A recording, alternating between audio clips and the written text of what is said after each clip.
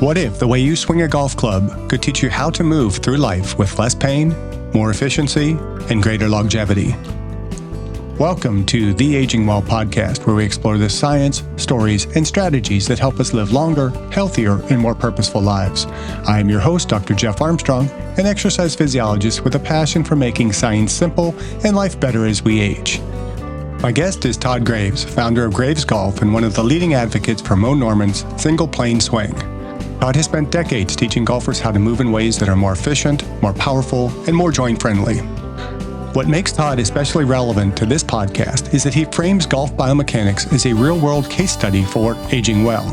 His work shows how smart movement design can reduce back strain, protect the joints, and extend not just performance, but participation. Today, we're talking about longevity, movement design, and what golf can teach us all about building a body that lasts for aging well. Well, Todd, welcome to the Aging Well podcast. So before we talk technique, tell us about how you first became interested in movement, mechanics, and durability. Yeah, I was on a mission. I played college golf at the University of Oklahoma and really became frustrated when I was trying to actually improve my skills as a golfer and started, looking into the industry and working with the best instructors in the world. And so I always tell people that, if you're getting into golf instruction, no one spent more money on golf instruction than me. And I started just working with the best instructors and realized that it was very difficult to find any systematic approaches to golf improvement. It's kind of like looking at the fitness industry. Everybody has their own opinions and everybody's kind of going at different angles. And so I saw that going on, and I continued to play professional golf and stumbled across a Canadian professional golfer known as Mo Norman.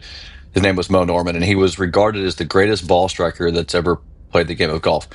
But he did things very differently than I was being taught from all these instructors around the world. So um, I recognized, and he was regarded as autistic as well. So there was something about this guy that he had kind of defied convention, but at the same time had figured out maybe a better biomechanically physical way to play golf. And I gravitated towards him, became friends with him, and he mentored me on what he was doing. And I studied his swing. I just dug deeply into the way he biomechanically figured out the best way to hit a golf ball. Now, you could equate this to stories of like Dick Fosbury and the Fosbury flop, where he found a better way to go over the high bar, to jump over the high bar. And that's really what Mo's equivalent to the golf swing was he figured out just a better way to hit a golf ball using the human body as the mechanism in a golf club. So I just became really fascinated with how the human body works, how it develops, how I started working with a lot of guys in other fields like baseball and other sports to really understand, hey, there's really efficient ways to use and natural ways to move the body to do things. And so often we are going against the way we're naturally our bodies are naturally designed. And it causes injuries. A lot of things happen to us, especially as we age and we get older, that because we're doing things that really maybe improperly or not using biomechanics. We even studied how to lift boxes, the proper way to lift a box off the ground, a heavy box off the ground, how to use the anatomy of the body to do that. The biomechanics gets into all those elements. Matter of fact, most of the people that I worked with in the field of biomechanics were really not into golf. They were studying other biomechanical movements, and I just happened to be in the world of golf. So I became just fascinated with that whole idea of, man, there's easy ways to do things, and there's difficult ways to do things. And you'd be surprised so often that we're really working against the grain on how we're doing things, and there's just so much easier ways to do things. So that was kind of my background. And then for the last 30 years, I've been teaching people, what I learned from Mo Norman and the biomechanical side of it, teaching programs, golf schools. I've always written a couple books about it, but it really is my knowledge of, I call it the intelligent golf swing, how to play golf intelligently. And that's really where I've angled the position of how to use your body from a natural perspective, the way it's built, the way it's designed. And I tell people the golf swing's already inside of you. You just have to position yourself in the right way to get that swing to come out. That's probably what I've been doing wrong for the last probably 50 years. So Mo Norman's single plane swing, what makes that so different from the traditional golf instruction? Yeah, it's fascinating because think about it this way. I do a lot of presentations on stage, and it's really funny because I'll do a big golf show like the Toronto Golf Show, and I'll go up there and I'll present what I teach, but I'm usually presenting after 5 other instructors have presented, and by the time I present, I basically go against everything those other 5 instructors just said. So, and it's because it's pretty simple if you think about it. So if you watch a normal golfer, and you probably learn this way as well. Well, let's talk about 2 things. One is the technique. That's what we're actually doing to hit a golf ball that's being taught, which I call conventional golf. And then how we actually learn it. There's 2 sides to this coin we have to talk about. But let's just talk about technique first. When you watch a golfer and he's standing to hit a golf ball, and most people don't even really notice this, but he's hanging his arms down. So he's just standing there, and they call it the athletic position. Hang your arms down, get comfortable, the athletic position of your arms in the club. But what he's actually doing is when his arms are hanging straight down, kind of below his shoulders, the arms are on one line, and then you have the golf club on another. Well, we consider this 2 different planes. You got the plane of the arms and the plane of the club. The problem with that scenario is when the golfer goes to swing his arms and the club around the body, and he goes to actually swing towards the golf ball, the club is going to try to line up with his arms. They're going to try to line up together. The problem with that is he didn't start with them in line. So now he's too close to the golf ball. So he has to do something to create the room for the arms and club to get into a single line and line up. Just like if you take a ball and a string and you swing it, the ball is going to go into a straight line with the string. So that same thing's happening with that heavy club head swinging out. So now the golfer has to do something. He has to lift his feet off the ground, lift his spine up, lift his body, rotate his body, and do all these things to make room for this space that he didn't have when he started. And this is what creates back problems. Matter of fact, part of what we teach is from a longevity standpoint is current statistics show that almost 60% of golfers who play the game at some point will have back injury or back pain from the game. I don't know if you've ever experienced that, Jeff, when you've played golf, but people hurt their backs a lot. Well, that's because as you're swinging this heavy golf club around, trying to swing it with speed, and you're trying to get out of the way and make room for this club because you're too close to the ball to begin with, now you're putting a lot of stress in the body and the back. Well, if you watched Mo Norman hit a golf ball, he puts the club and arms into a straight line. So he's reaching for the golf ball. So everything's lined up. His arms are no longer hanging below the shoulders. They're actually extended towards the golf ball. So you would say, well, he's a long way from the golf ball, but he's not. He's actually starting the club exactly where he's going to swing it in the swing. So now he doesn't have to jump. He doesn't have to lift.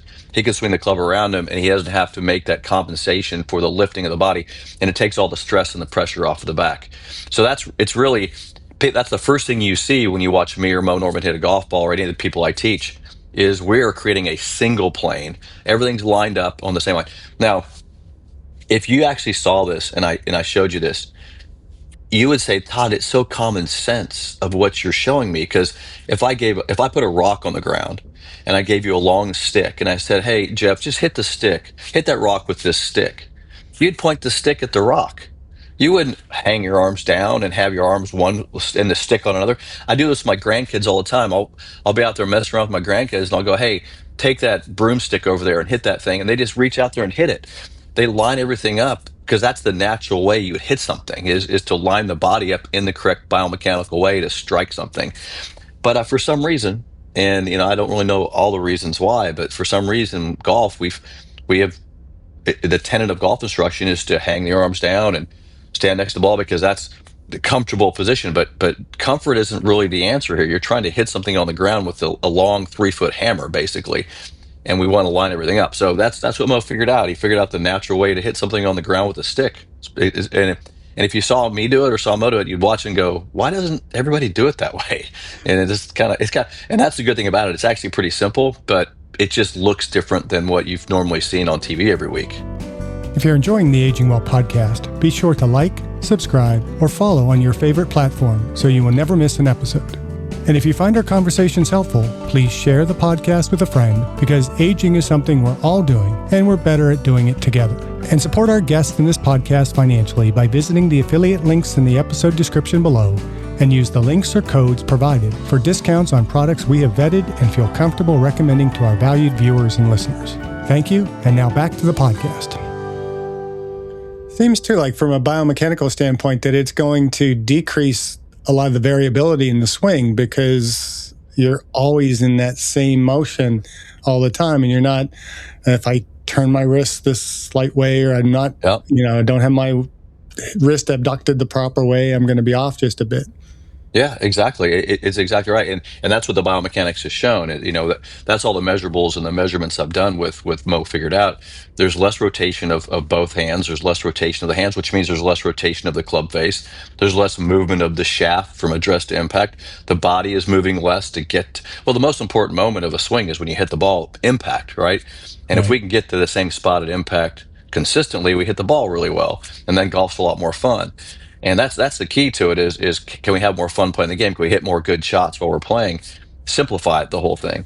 And look, when I grew up at a public golf course, and there was all these guys out there, these older guys, and you'd go play with these old guys, and they were just hitting it right down the middle every time, just boom, right down the middle, right down the middle. And you're like, they're so consistent, and they had these little simple swings, and I really didn't realize that they were all swinging like real naturally versus me out there, when I was a kid trying to figure out how to swing it like the guys on tour and hit it a long way, and all these old guys just beat me every single day.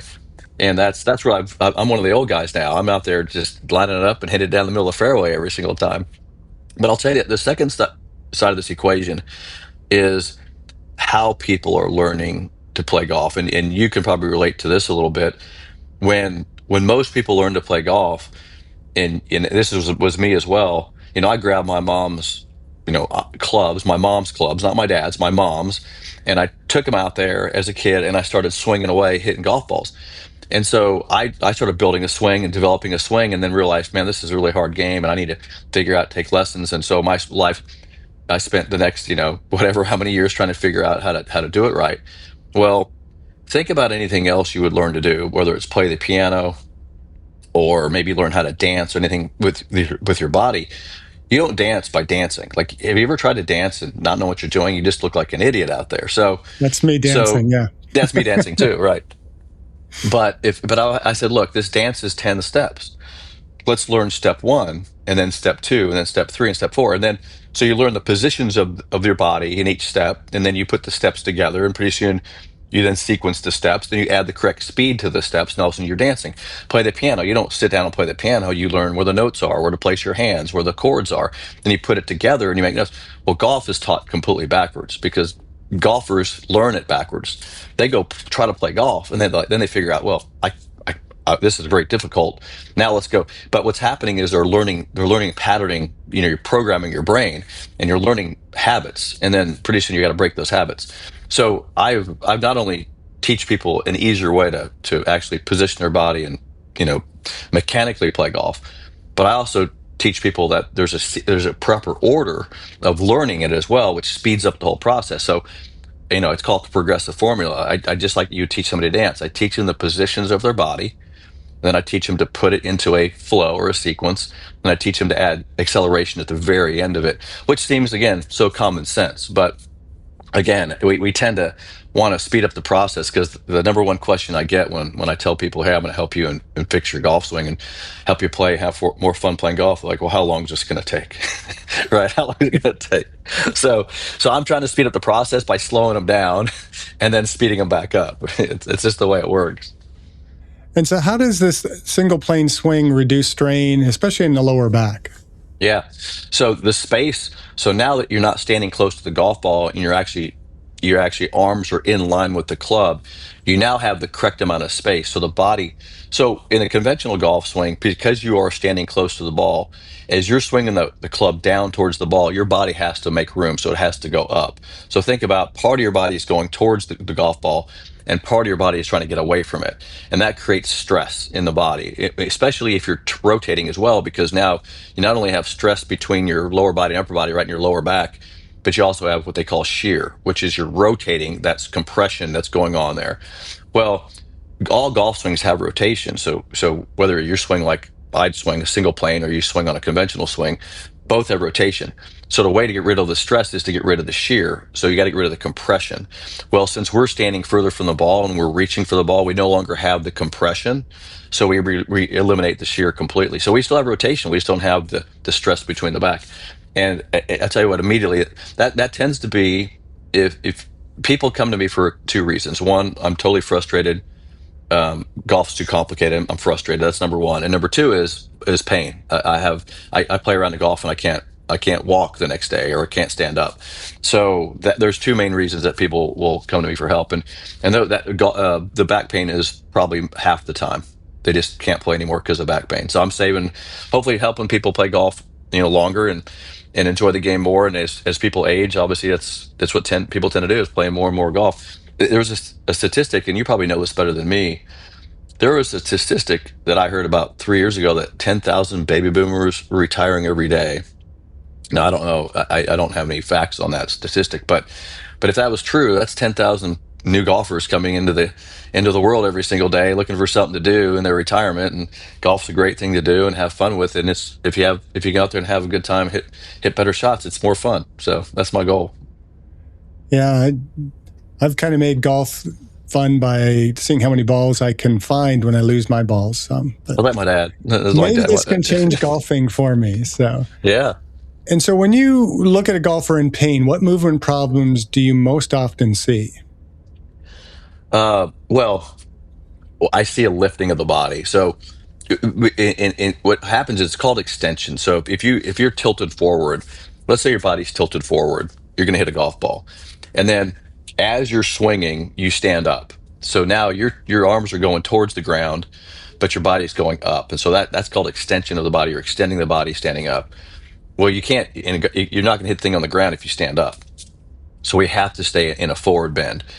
So that's the biggest thing is creating enough space and putting the body in a position. Again, it comes down to positions, because if I position you in a certain way, I can make your movement very natural and very easy.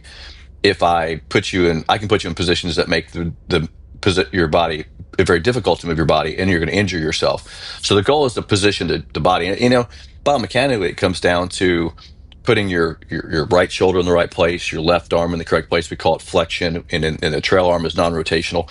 So I can put you in a position where you'd swing and go, that's really easy to move this golf club around my body. And then the club actually moves on a plane. And it makes sense because the club's designed at an angle. Golf club isn't straight up and down. It's designed at a certain angle. So that plane of that golf club. So if I can get that club moving the way it's designed around your body that's in a natural position, it simplifies the whole motion. So you would actually think, swinging a golf club is not really that hard. It's pretty easy. And it's funny because people will say, man, my practice swings are always really good, and then my swing isn't very good. Well, that's because they practice swing on this nice plane around their body, and then they go stand too close to the ball and try to hit it. And then they just hurt their bodies. So it's really interesting. So how does this change as you move, out onto the course? Obviously for driving, the tees are on a flat plane.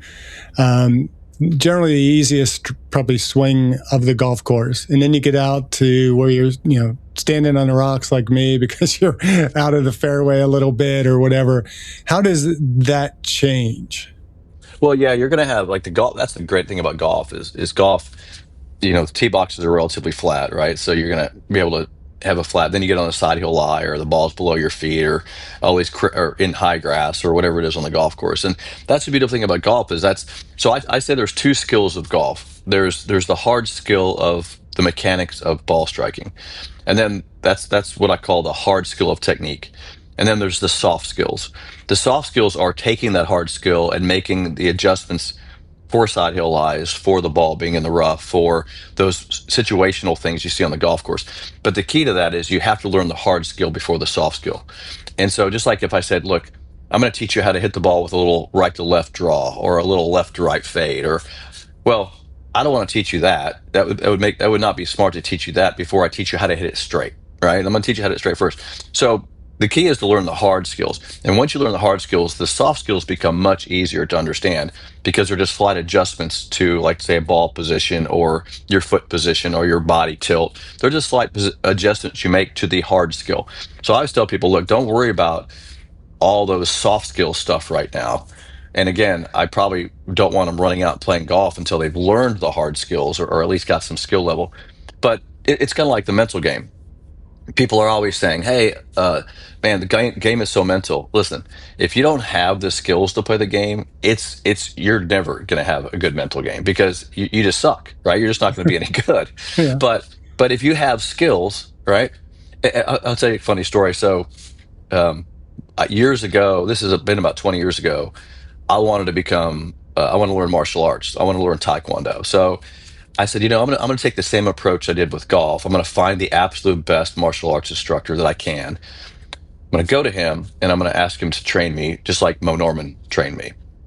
So I went and found this eighth degree Dan black belt martial artist in Oklahoma. I walked into his studio, into his office, and this gentleman was about 5'1", 5'2", in absolute perfect physical condition. And I had heard how great this guy was at just this technique of martial arts. And I said to him, I want to learn, I want to become a black belt in 2 weeks. And he said, I go, that's what my students do to me. And he goes, so he walks me out in his studio, and imagine all these the padded floor and all the kick bags in the studio. And he says, and he's speaking broken English. He says, you must learn 7 kicks to become a black belt, 7 kicks. And so I said, okay.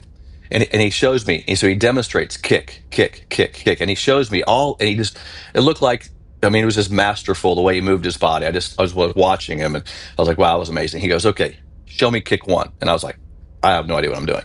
He goes, okay. He goes, sit on the floor.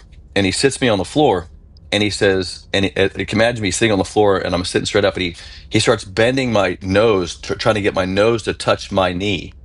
And I've moved maybe 3 inches. I can't even get close. And he said, I'm like, ouch, ouch, ouch, stop, stop, stop, stop. And he's like, 2 weeks, 2 weeks, So the thing is, and so I trained with him for 5 years and became a black belt in 5 years. Took me time. But here's what he didn't do. He didn't say, oh, you want to become a black belt in martial arts?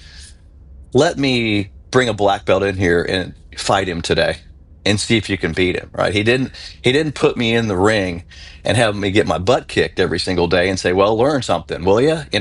So he trained me the skills so then I could take those skills and then I would one time, I fought white belts and I fought yellow belts and I fought brown belts and I fought, red. So I worked my way up the belting system until I could have enough skills to have a chance against him, which I never had a chance against him, by the way. But that was the process. But golf is the opposite. What we do is we run to the golf course. So the golf course is the black belt, by the way. It'll kick your butt every time. And we're trying to beat up that black belt and we don't have the skills for it. And so we're like, man, golf's hard. Well, yeah, it's hard because you just got your ass kicked by a black belt. And we probably should have fought the white belt for a little while, and learned a few skills. So that's what golf is just really, other countries, by the way, Germany will not let you on the golf course if you don't have accreditation from an instructor who says you have enough skills to go out there. So it's kind of like having a driver's license to play golf. So yeah, so I think I think we get caught up in we don't have the skills, and then of course you're not going to have the mental game because if you put me in that ring with a black belt, there's no mental process that's going to help me against that guy. I'm just going to run, right? I'm just going to start running around, try not to get hit too much. So yeah, that's what's been fun about trying to figure out, what's the best way to help people kind of step back, reassess, and then speed up the process for them. Because if you get them doing the right things, they can get to that black belt, relatively fast. But you got to take them back a few steps. You got me thinking of Mr. Miyagi and wax on, wax off. Exactly. It's a good movie. I relate to that a lot, actually. It's not Happy Gilmore. No, definitely not Happy Gilmore.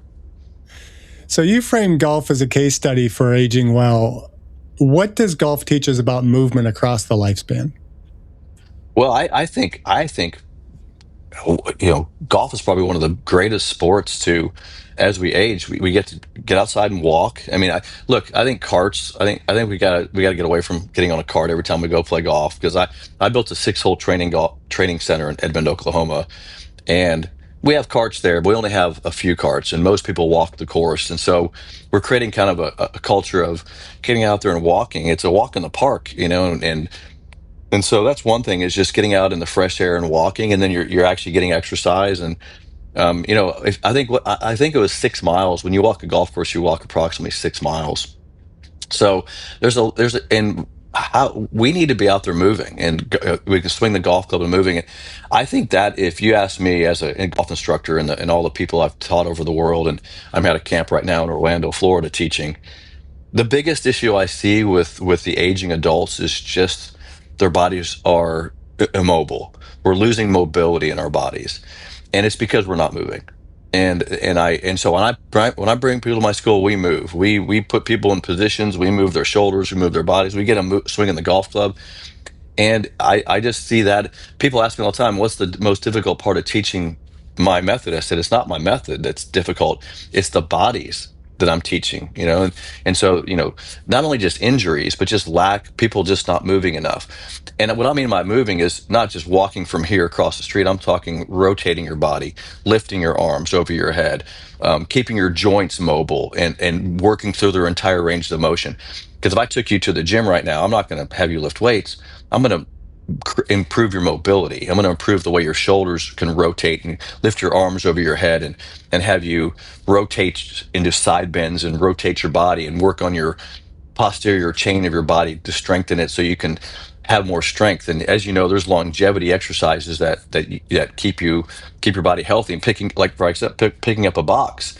You use the backside of your body to pick up a box, not the front side. But if your backside of your body is weak, you will use your front side and injure the backside. So that's the type of stuff that I would really recommend people take away from this, is getting. And I'm not an expert necessarily in all of that, but you can find people that are really good in helping you keep your mobility. If you can help people keep your mobility, you'll help improve their lives. And that's what golf is really doing for people. And that's what I love about golf. Let's pause briefly to acknowledge an affiliate partner that helps support the Aging Well podcast. We're not sponsored, and we don't accept paid placements. But when you use our affiliate links, it helps us continue creating this show. One product I've personally vetted and believe in is Nemo, a simple but thoughtful solution designed to support knee comfort and mobility during daily activities. I appreciate its practical design, ease of use, and focus on helping people stay active as they age. It's a product I'm comfortable recommending because it aligns with our philosophy of supporting movement, function, and independence. If you'd like to support the podcast and learn more about Nemo, you'll find the link in the show notes. So, how should our movement priorities change as we get older? I mean, you talk about walking a lot more and rotational. Well, I think you got to start by getting exercise, and I'm a big firm believer in weight training, in resistance training, because muscular strength. When you start losing muscular strength, you become weak. Then bones will break, because when you fall, you don't have the way to support yourself, and you'll fall more often. And so I think you have to use. It was funny. I'm at my camp right now, and there's 20 students here, and I asked them, how many of you do resistance training? And look, when I say resistance training, I'm not saying go to the gym and see if you can bench 300 pounds. No, I'm not saying that. I'm saying go there and resist weights. Get your body putting stress on the muscles so that you keep them strong. Even if you don't build them, keep each muscle strong, because muscle strength is not just muscle strength. Muscle strength is tendon strength and joint strength, and so all those things are a factor of resistance training, putting your body under a little bit of stress to keep it strong. That to me is priority. When we and when we sit in a chair and we don't move and we don't stay resistantly strong, our bodies break down. And then when we get put into some sort of stress, we break, and we have injury. And then that injury turns into more sedentary issues, where we're sitting around even more trying to recover and heal, and then it becomes a downward spiral. So, gosh, I would want people. I would I would want people to take care of their physical strength, work with some trainers, build rotational mobility in their body. You know, I always tell people, when we get older, we sell our sports cars. Why do we sell our sports cars? Because we can't get in those things anymore. They're too low to the ground, right? I just got rid of one of my sports cars.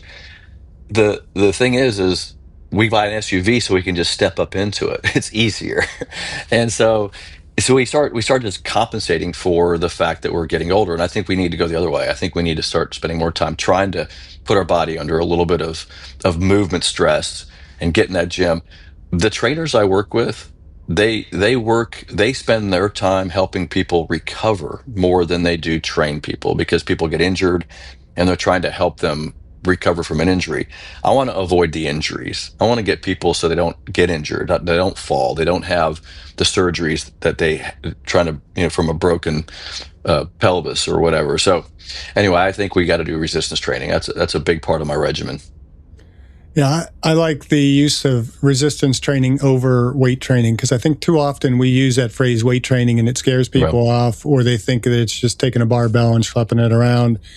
And I'll ask my students as a common question in class, when should we start resistance training? And they all kind of start, 12, 15, 18, they go to these teenage years. And I said, no, as soon as we pop out of the womb, we start resistance training. You get your kid, you grab them by the feet, they're going to start pushing against them. That's building strength, that's building mobility, that's helping us to age well. And we just continue that. It doesn't have to be, I love the Zercher squat, and my students all make fun of me because I think that's the most perfect exercise if you can only do one exercise, but, it has no rotational piece to it. And, it doesn't have to be a weight. I could pick up a box. I can pick up, when I had little kids, pick up the kids. That was all resistance training. Yeah. There's the longevity exercises that I think are kind of litmus tests are hanging. Hanging from a bar, because your shoulders over your head hangs. Just making sure you can hang there, because it works on arm, wrist, forearm strength, and keeps your shoulders mobile. That's just hanging from a bar. Right. I think, carrying some heavy weights so you can get some carry, so your body builds some structural integrity. Carrying a one arm weight, so you have to build your core. There's certain things. I think posterior chain, I think you have to have a 3-to-1 ratio basically on the posterior side of the body, because that's what tends to get, like right now when I'm sitting in this chair, I'm using everything in front of me. I'm not using any of my posterior chain right now. I'm not pulling anything here. So our posterior chain gets weak. And when one side of the body gets weak, the strong part of the body overcompensates for it. So now everything in front of me is very strong, but everything behind me is very weak. And then now when I go to stand up, I'm out of balance, because you have to have both sides of your body to balance. So I think posterior chain training, which is your glutes, your hamstrings, your back, all the muscles in your back, the back of your shoulders, even the back of your neck, all the posterior side of your body gets weak, because we sit in chairs all day long and we drive in cars all day long. So that's the kind of stuff that I really pay attention to when I'm working with students. And that's the weaknesses I see in their mobility when I watch them swing a golf club as well. And I will say this, though. I was at the Amex PGA Championship tournament in Palm Springs this year. I caddied actually in that event. And golfers are fabulous athletes. If you just spend your time watching professional golfers, the fitness levels are amazing on those guys. I was really impressed by just looking at how these guys are really taking care of their bodies. And I got to spend time in the training rooms with the guys too. And these guys, it's not about how much you can lift or pushing tons of weight, but it is about staying really, really strong from a mobility standpoint. Bands, I love band work. Anytime you use bands, I love that. Matter of fact, when I travel, I carry bands with me and I use them all the time, because that works on how the body is resistant to its training as well. I love bands. So I just think people get lazy. Let's just be honest. I think people get lazy. They don't want to do stuff. I know my parents got very lazy before they passed away a few years ago. They would just sit around all day long and they just wouldn't move. And so it's I get it. Maybe it's okay. If you're just like, I'm done, but if you're not done, you want to go out there and play golf and have an active lifestyle. You need to do some resistance training. And we got to break that male psyche of, you go to the gym, first thing you go to is the bench press. Yeah. We start that as young males. It's like, how much do you bench? It's like, I don't give a flying what you've benched, because it's the most useless movement pattern in human existence. I want to know how much, can you pull, Yeah. And Yeah, exactly. I go to the gym twice a day, once in the morning and once in the afternoon. I actually have a gym in my home as well. But I tend to not enjoy the gym in my home because I like to get out of my house. And when I'm at the gym in my home, I just don't seem to get much out of it. But I go there because I really enjoy putting my my body under some sort of load. I just get something. It's not a lot. Sometimes I do. Sometimes my wife will watch me work out. She goes, "What did you do today?" I'm like, "I just did a little bit," but I like I like to just put my body through its positions. I like to feel the mobility of it. I like to feel what's going on in my shoulders and my back, and I just do a little bit. I'm not doing heavy stuff, but it keeps me in really good shape, and it keeps me mobile and keeps me agile. And I mean, I think it has to be part of your lifestyle, I guess, is what I'm saying is I have to, yeah, I miss that when I travel. When I don't get to go to my gym, or I really miss it. I'm looking for some place to get, I walk in my house and just do some push-ups, or I'll do some sit-ups or something. I want my body to be moving. I think we have to build that habit. That's what I see in my students, by the way. And my students' average age is over 60 to 75-year-old men and women come to my golf schools, and women are usually better than men, by the way. Women tend to take better care of themselves than men, but the guys are just, and I get it. We've worked our lives. We've we've been trying to make livings, and we've been professionals. A lot of these guys are professionals. They've been using their minds and their brains to do things rather than their bodies. But we need to use our bodies if we want to live longer and have and maybe it's not living longer that needs to be thought about. It's living better. All right, having a better quality of life while we're here, and that's probably what I'd like to see these guys do. that's why we underscore aging well. So it's not about right. aging along. It's Right. Yeah, yes, we're in for the long game, but we want to play the game well. Yeah. And so what's the difference between moving carefully and moving intelligently? Well, yeah, when it comes to the golf swing, the intelligent thing is how you position your body. And that was really the premise of my book, The Intelligent Golf Swing. Is we can go out there and hit a golf ball. There's a lot of ways to do it. You can put the ball on the ground and grab the club a lot of different ways and put our body in positions, but then there's intelligent ways to do it, which is if I use the body the way it's designed. Every joint in in your body has a range. Every joint is designed to have a different motion. For example, your knee can only move so far rotationally, but it wants to move forward and backwards in its mobility. Your shoulder has so much range of motion. Your forearm only has about 270 degrees of range of motion from as you rotate it. So each joint in your body has a natural range of motion. That's the way you're designed. Well, we want to use our body the way it's designed. We want to keep it healthy, and then we want to use it. And if we do that in the correct way, then we can actually, if we want to play golf, for example, we can more efficiently, and that's a term I use a lot when I teach, is I want to efficiently move the body.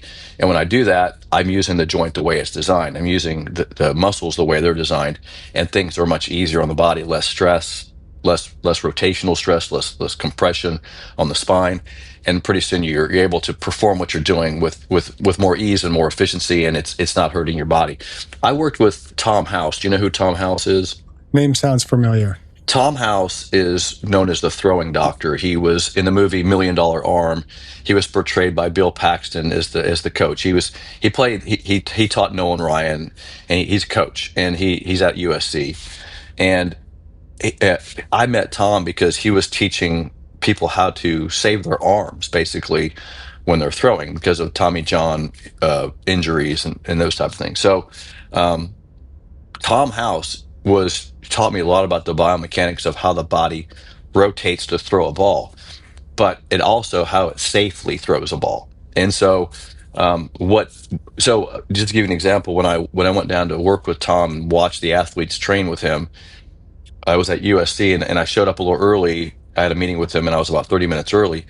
And I'm watching the athletes on the baseball diamond, and they're running the bases to warm up, but they're running backwards. In other words, they're in reverse, like backwards around the bases. And I'm like, they're not even running forward. Why are they running backwards? So I watched this for a few minutes, And then I watch him over doing these other really weird exercises. I mean, things that didn't look like throwing at all. They were just really weird.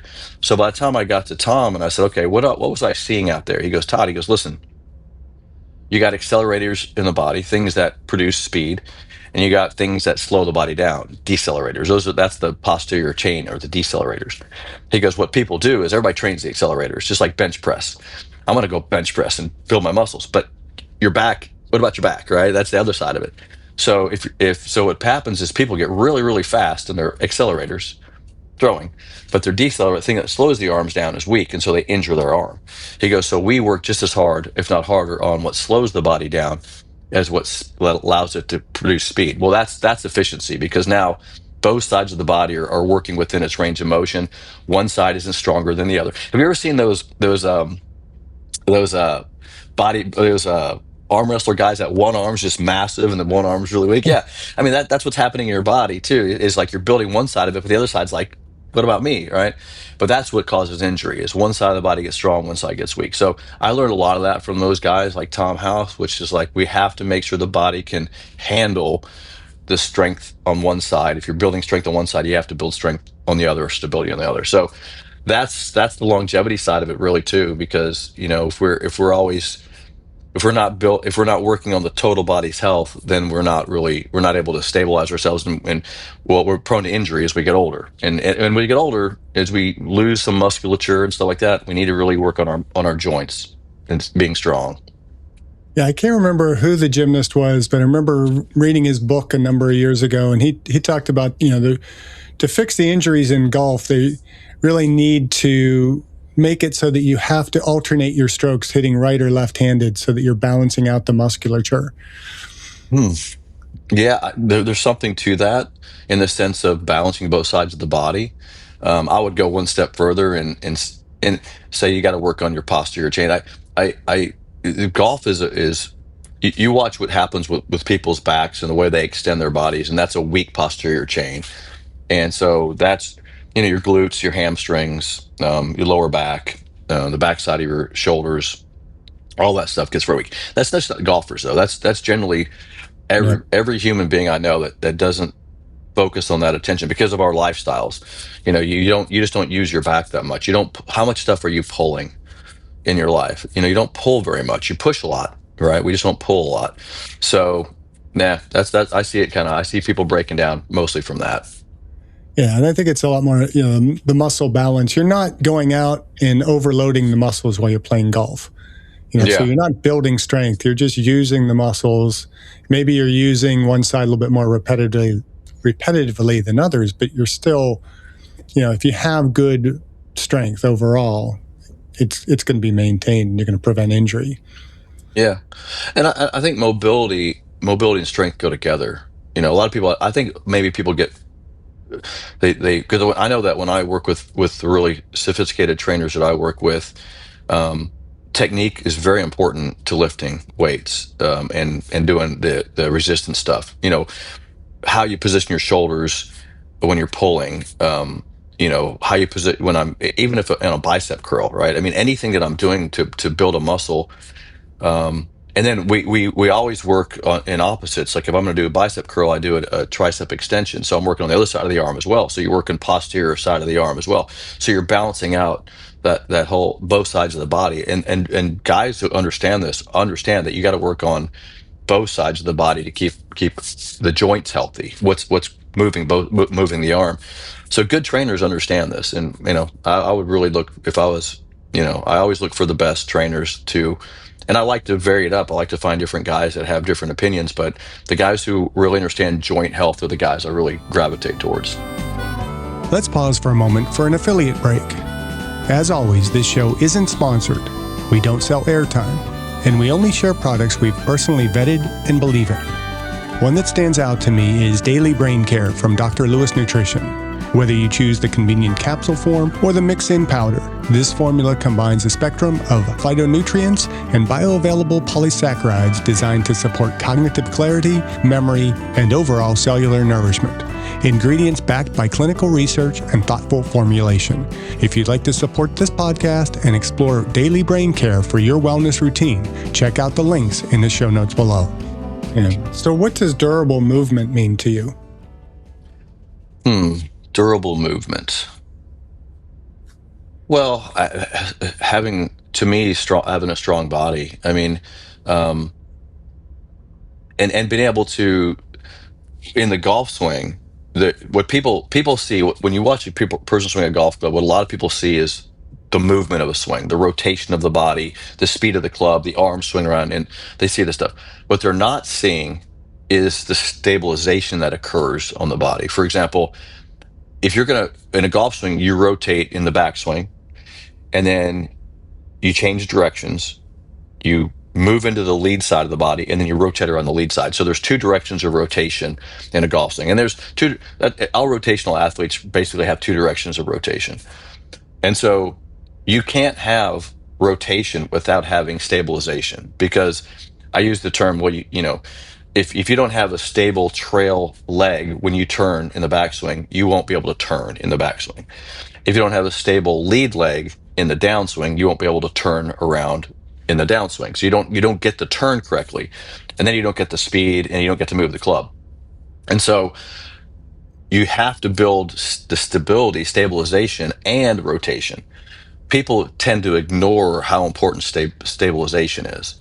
And so I try to get people to understand, look, when we stabilize both sides of the body in the way the body is working in the swing, that stabilization allows us to move correctly. For example, the head being still. Now, that's everybody knows your head must stay still in golf. But why? Why is the head being still? Because it's stabilizing the ability to rotate the upper body. If you move your head, you don't rotate. So the head allows for the rotation. So it's a stabilizer, just like the trail leg would be a stabilizer. And the foot, if I start rolling the foot around, I can't stop my hips. I can't rotate my hips. So there's these stabilizers. And so we start getting those in place. Now we get durability in the body. And then now we can rotate, and now we can be more efficient. And that's I just described biomechanics right there to you. Is part of the body is staying still, part of it's moving, and then we have the rotational aspect as well. So that's really to me. And then I guess durability to me would also mean that um, longevity, because now I'm able to have healthy joints that are going to work for me no matter what I'm doing, right? Whether I'm playing golf or picking up groceries or walking down the street or picking up my grandkids or whatever. I want to be able to do all that stuff and not have injury or pain and full mobility. Yeah. So in addition to being able to play golf, how do you define aging well? Aging well to me is being able to do what I want to do and not be inhibited by injury, not be inhibited by health issues. And here, I'll tell you what else. And look, I'm almost 60, so I'm getting into the aging, probably more aging than some of the listeners maybe. But um, I don't want to be the person that has a pile of drugs that I carry with me that I have to, because I watched my parents go through the damage drugs caused to their body. I think they did as much damage as they did good. They kept them alive, but at the same time, it diminished their quality of life in a lot of ways. I don't want to be the person that needs a bunch of medications to function. And my goal is to try to do everything I can to be as healthy as I can physically, and what I put in my body, what I eat, um, to maintain the health of the body. Now, that's a whole nother story, right? I mean, the whole nutrition side of it, and now you got all these peptides. I've been experimenting with a lot of those as well. That's a whole nother maybe podcast and conversation, but I think I'm on the search for that in my life to help me age well, so I don't have so I can do what I want to do, and live the life I want to live, and quality, right? It's the quality of life, and being able to take off with my wife and go on a trip, and not be inhibited by a bad leg, or my mom was in a wheelchair for the last 15 years of her life, and they just couldn't really do anything, because I mean they did some things, but they couldn't really live a full life because of her health and her injuries and things. So I want to maintain and stay healthy enough to be able to live a quality of life as I age, and I would want that for everybody. And I think a lot of that is just building a plan. Sit down and build a plan. I will say this, and maybe this is the other side of that equation is, and I don't want to sound like I'm negative towards doctors. I think doctors have a real use, but I have found that the doctors in my life are just trying to basically repair you enough to get you back into the, okay, you're good enough now. You can still survive. They're not trying to make you healthier or keep you living longer. They're just trying to keep you alive. And so that even my doctor, I walk in my doctor's office and, I'm 6% body fat. I train twice a day.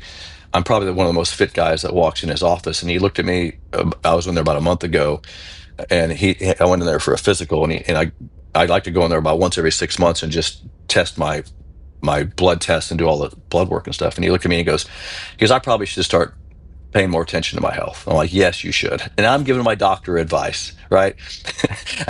I'm like, yeah, you need to start, you're overweight, obviously that's not going to be good for you.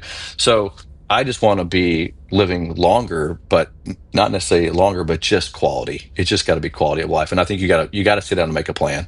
And I'll tell you, I don't think I don't think the foods we eat are necessarily always the best foods. I think that we lack in nutrients in the foods we're eating. I think we have to pay attention to that. That we need to pay attention to the anatomy of our bodies, the science of our body. Peptides are amazing science right now. Some of the science behind that stuff's amazing. But a peptide is nothing more than a protein that your body already produces, and it's a signal for your body to basically do what it's supposed to do that we're lacking in most of the foods we eat.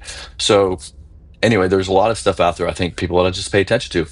And I guess the other side is don't rely on your doctor to tell you that information. Doctors aren't going to. Now, I think hormone doctors have a better grip on it. I think there's some really good hormone therapy doctors out there. I think you should look into the research and the science of what's going on with the longevity stuff that's happening in the world. I know you've probably dug into that a lot, Jeff, is the longevity doctors that are now popping up on the internet a lot. I look at a lot of those guys and their research, but I think I think now's the time as you get older to start. Don't take it out of your doctor's hands. Don't rely on your doctor and start doing it yourself. Yeah, I won't go down the whole rabbit hole of the challenges with my doctor over the last couple of years. As I've been, dealing with first thing he identifies is cholesterol, and then it's like, well, go on statins. It's like, well, no, I'm not going on statins. Let's look at what the root cause is. And I've gone down the battle of between testing for hemochromatosis, having my testosterone tested, and not just total testosterone, because my total testosterone's fine, but my free testosterone, it is so low, it's pathetic. And so it's like, okay, you need to be testing for, sex hormone binding globulin. And, you have to ask the right questions. And I don't think enough people know what questions to ask their doctor and get to, rather than just putting a Band-Aid on something, what really is the root cause? And for me, I think it's iron. I think iron is messing up my system, because that's the only reason why my testosterone would be, normal from the total standpoint, but free being so low, and my liver enzymes, everything's fine, producing all the right, sex hormones except for sex hormone binding globulin, and my liver is producing too much cholesterol. It's like, look at all this stuff, and you kind of get to a root cause, and a lot of it comes down to diet. And so I'm giving blood more often, starting to kind of look at what am I eating in terms of balancing out my iron, copper, magnesium, and so on. And looks like you're doing a lot of the right stuff to be aging well, because I was thinking you were probably at worst on the low end of the 50s. And, when you were talking about, losing your parents, so they must have either been older parents or, you lost them young. And so that you're approaching 60, you're doing pretty well. So I tell you, it was funny because it was probably 4 years ago. My dad was still alive, and he was not. He had some issues, lung issues, so he wasn't getting out of the house much. And I used to go play around with golf, and I have a pretty good YouTube channel. And so I'd go out there and take my camera crew out, and I would play, 5 or 6 holes. It takes forever with a camera crew to play around golf, though. So it would take me 2 hours to play 5 holes. But I'd go out there and I'd play some holes, and I'd hit the shots. But I was doing it for my dad, so my dad could watch me play. So then I'd post it on my channel. My dad would say, "I really like what you did on number 6 at the golf course yesterday when you hit that shot. So my dad I was just doing it to entertain my dad because he couldn't get out of the house. So I'd go play golf and he'd watch me play. And so I used to shoot these videos so my dad could see me play golf, and I was gaining a bunch of weight. And I mean, I was like 187 pounds, which is I'm 146 pounds now. So I lost all the weight. But I walk in my house to see my dad a couple of weeks later, and he goes, I watched you play last at number 5. Okay, what's going on with that right there? And he points at my belly. Like he goes, what's going on with that? He goes, you need to get rid of that. I'm like, yeah, Dad. I said I'm just gaining so much weight. So that was kind of the start of it for me. Was okay. And my wife had gained a lot of weight too. And so my wife, she was going through menopause and having a lot of issues with her hormone stuff. And so my wife just had enough. She goes, I got to go get some help. So she found some hormone doctors. Now, of course, the first thing they do is take your blood, right? They do blood tests to see, just like you. They take a blood test and see where all your stuff is. And hers was pretty messed up, super high testosterone levels. I mean, she had a lot of stuff going on. So she started really, really learning a lot about the food she was eating, what she was putting in her body. And so pretty soon the doctor, she goes from 150 pounds to 112 pounds, right? She just looks great. And she turns to me and she goes, your turn, right? Your turn. And my dad, and so I was like, okay, here we go. So I went and saw her doctor, who was a female hormone doctor, and they did all the hormone testing on me. And sure enough, she was like, you got all these issues with your hormones, and let's do some adjustments here. And pretty soon I'm losing, I lost 37 pounds in about 6 months and started feeling great. Of course, I started doing a lot of more. I was still doing resistance training either way, but I got really into doing. I said, look, if I'm going to do the testosterone stuff, if I'm going to do all the therapies that you want me to do, I'm going to train too. I'm going to get the most out of this, right? I'm going to double down. So I started doing all that, and it really has been great.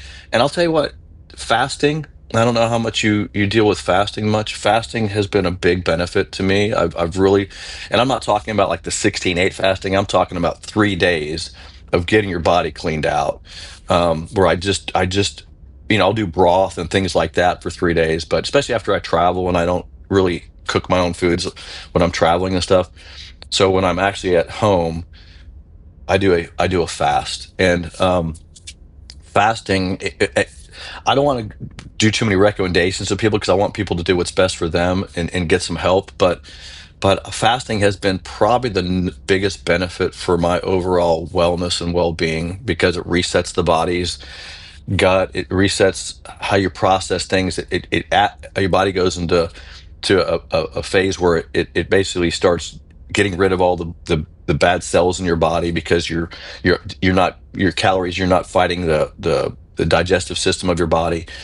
You go into autophagy where there's a lot of science behind it too, but fasting has been the key benefit to me over the last 2.5, 3 years of just really allowing myself to stay physically fit and healthy and feel good. I have more energy when I'm fasted than I do when I'm eating. And in that, I don't know how to explain it, but I feel better fasted. And here's the problem though. I'll be at my office, right? And I have, 10 people in my office that work with me at the academy. And 12 o'clock comes around and 3 people will come office. Ready to go to lunch? No, no, no. You guys go ahead. Why, when the bell rings at 12, is it feed? Is it feeding time? We are so conditioned in our culture to say breakfast, lunch, dinner, food, food, food, food. And we have to rethink this. We have to rethink, how our bodies need energy, how they need food, what we're putting into our bodies, when we're putting into our bodies, why are we putting into our bodies. And I got to the point where my team would come in for lunch. I'd be, guys, go without me. And now, if I got hungry at 2 o'clock, I made sure I had a healthy meal in the fridge I could snack on. And then I had certain foods that I knew that were the best, most beneficial proteins for me and things like that. I'm not a calorie counter. I don't like to. I don't want to waste my life counting calories. I did it for a while. I'm like, that's such a waste of my life. And it's not really, I mean, I made sure I 21 health. Yeah, I didn't do that. I'm like, I'm just going to find stuff I really know is healthy for me. I'm going to understand fasting.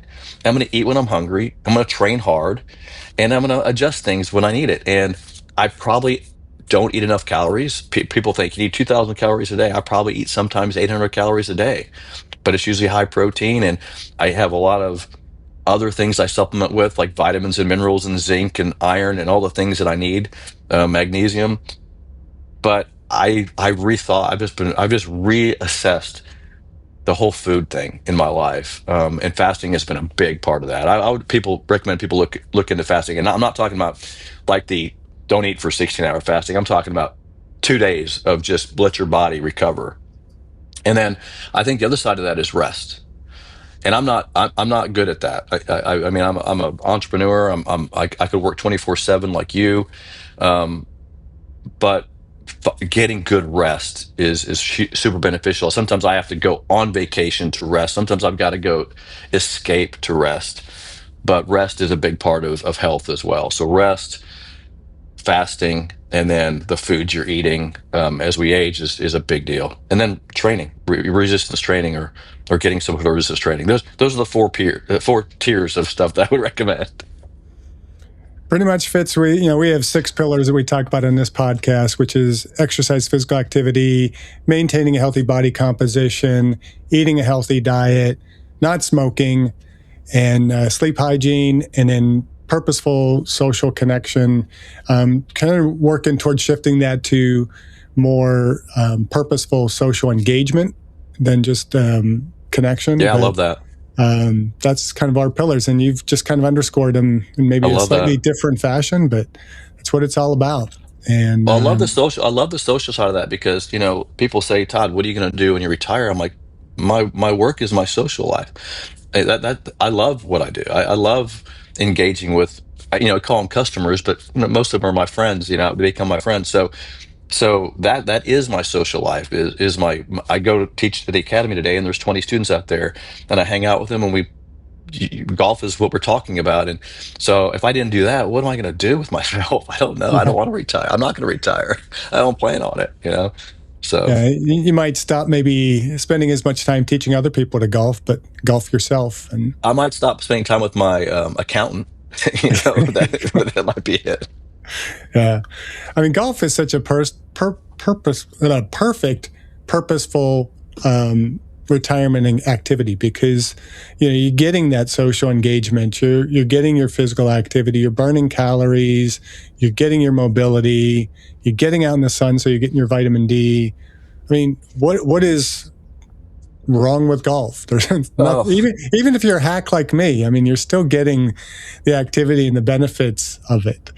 I was out there. It was funny the other day. I played Cypress. If in the golf world, Cypress is a golf course in Pebble Beach where very few people ever get a chance to play at Cypress. It's one of the top 3 courses in the world where people just elite. And I got invited to play at Cypress for the first time. This is about 3 weeks ago, almost a month ago. And so I'm at Cypress, and so you're on the ocean, and the course is spectacular. It's hard to describe, but you're hitting shots over the ocean, next to the ocean. You got the ocean out there. And I'm standing on the 16th tee.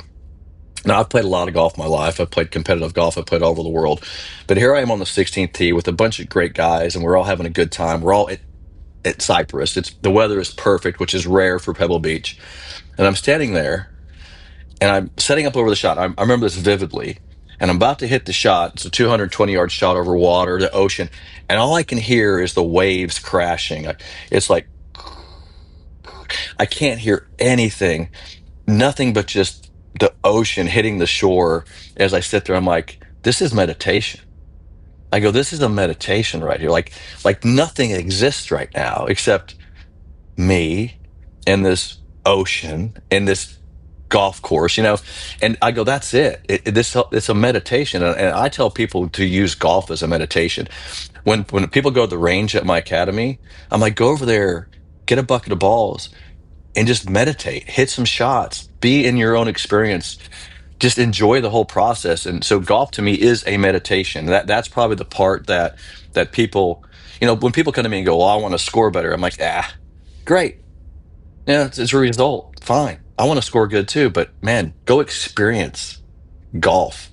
You're lucky to have this experience, and that one good shot that keeps you coming back. What a joy that is, right? So that's what I try to teach people that golf is the meditation, and it's not always about playing great. It's about just being in the game, and so that's the beautiful thing about it for me.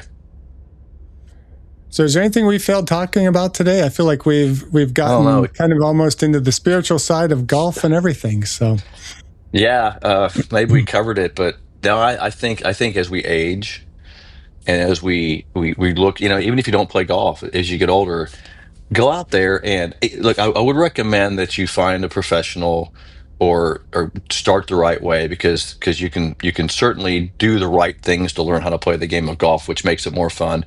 It is a social game to take your friends out and go play golf. Even before it's social and even after it's social, the lunch you have after you play the round is always a good time. Um, yeah, and just use the game as a meditation. I mean, use it as joy and fun, and as you age, it's a great thing to go out there and do. And I highly recommend that for people is for some recreation for sure, and it's physical too. So yeah.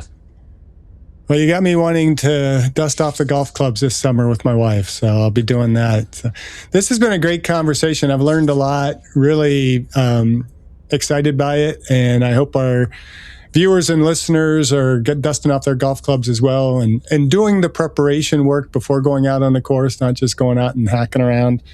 But thanks for coming on today. I really appreciate this. Just keep doing what you're doing and keep aging well. Thanks, Jeff. Appreciate it. Thanks for having me on. I really enjoyed it. Thank you. If you're enjoying the Aging Well podcast, be sure to like, subscribe, or follow on your favorite platform so you will never miss an episode. And if you find our conversations helpful, please share the podcast with a friend because aging is something we're all doing and we're better at doing it together.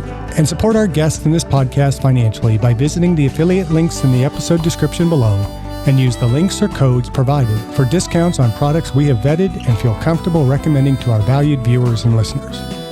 Thank you for listening. I hope you enjoyed this episode of the Aging Well podcast. Please like, subscribe, or follow, and share this episode with a friend. And be sure to visit the affiliate links in the description below. Thank you for listening, and until next time, keep aging well.